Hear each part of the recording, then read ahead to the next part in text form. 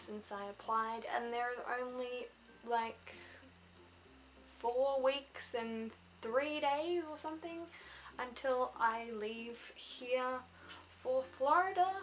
Now that I've done pretty much everything that needs to be done, we really need to go over how much it costs, because for people who are thinking about doing the program, you need to understand that it is a financial commitment as well as a personal commitment. And when you're deciding whether or not you want to do the program, you really need to understand how much it costs and how much it's going to cost if you do get accepted into the program. So obviously, depending on your circumstances, these prices may be a little different, and I'll go over why for each point. But let's start at the very beginning. Your application. Your application is completely free. There's no fee for filling in and submitting an application, so that's good. Then the next step in the process that could possibly cost you money is the interview. If you're doing an interview at your own university in your own state, it shouldn't cost you too much. It'll just cost you a bus ticket or whatever to get there, or petrol to drive. But if you are in the unfortunate situation where you don't live in a state where interviews are conducted, you will have to fly to a state where they are. So you book in your interview and then have to buy flights, possibly accommodation depending on where you're going, so it could cost you a couple of $100s just to attend an interview. Once you receive your offer, this is where the real costs start coming in. Once you receive your offer, you have to pay a program fee, which is $154.50 American dollar. The Australian dollar conversion of that came to around $174.50 for me, but depending on what the conversion rates are like at the time, it'll be a little bit different for you. And then you have to pay your insurance. There are 3 types of insurance, and they all differ in price. If you go for the mid-range one, it'll cost you around $520 US, and once you convert that, it came to around $640, but again, that depends on conversion rates at the time. The police check you do in Australia is $42 Australian, so you don't have to worry about conversion rates for that one. There is one for free for New Zealanders, but Australians you have to pay $42. And then the visa. The visa does get quite expensive. To start off with, you have to pay the SEVIS fee, whatever you want to call it. That's $35 US, and when you convert it, it turns to around $40 and some amount of cents. Again, depends on conversion rates at the time. Your DS-160 you pay in Australian dollars, it's $176. And the issuance fee for your visa, this is one just for Australians, is $105 American, but when you convert it, it turns to around 122, 123, but again, that depends on conversion rates, so don't hold me to that one. And then your actual visa interview, attending it, again, if you live in a state where visa interviews aren't conducted because they don't have a consulate, you will have to fly down to attend your interview, which could again cost you a couple of $100s for flights and accommodation if you need it. And then we have to talk about flights to actually get to Florida. Now, depending on what your plans are, your flights will be different prices. My flights ended up being quite expensive because I went through a travel agent,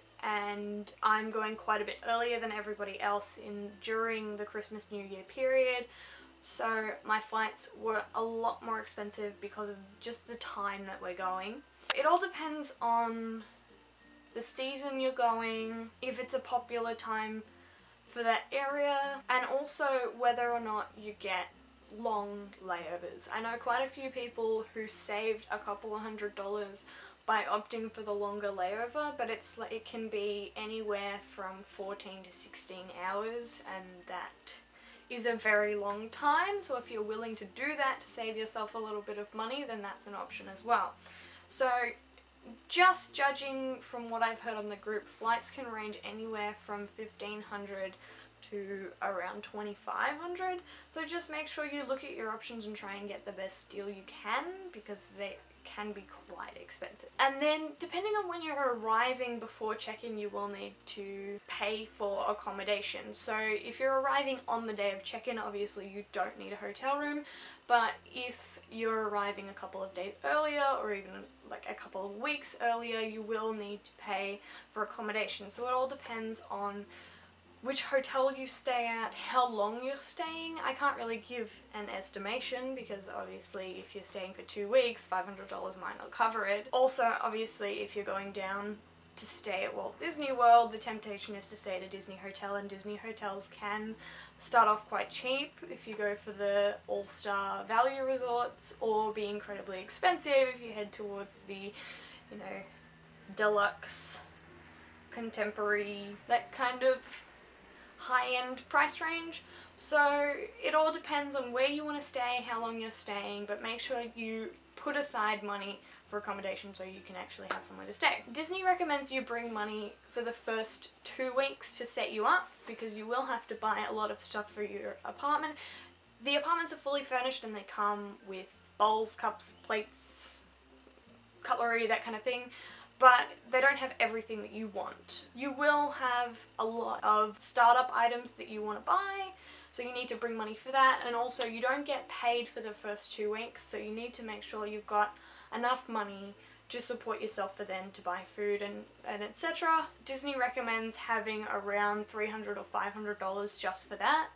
I'm personally bringing a lot more than $500, but bringing more money just affords you more luxuries. As long as you've got enough money to eat and to live until you start getting paid, you should be fine. It's just the more money you bring, the more money you can spend on going out with your roommates, buying things for your apartment, that kind of thing.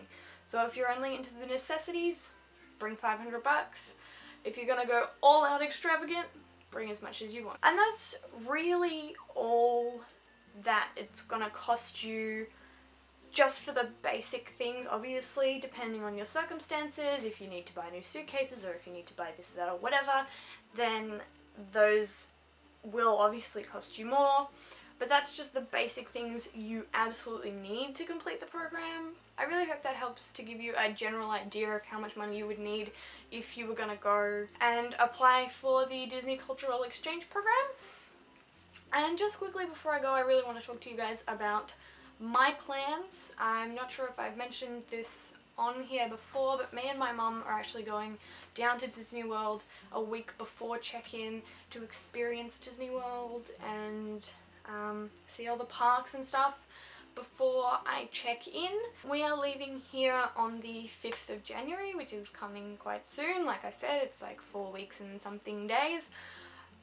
And before then, I'll be spending from Boxing Day to either New Year's Day or the 3rd of January down at my grandpa's beach house in Rye, and then before that we've got Christmas stuff. Things are gonna get really hectic really soon. Coming up, we've got Christmas. I'm gonna show you guys my week at Rye, and then we've got packing, and then it's pretty much on a plane and leaving.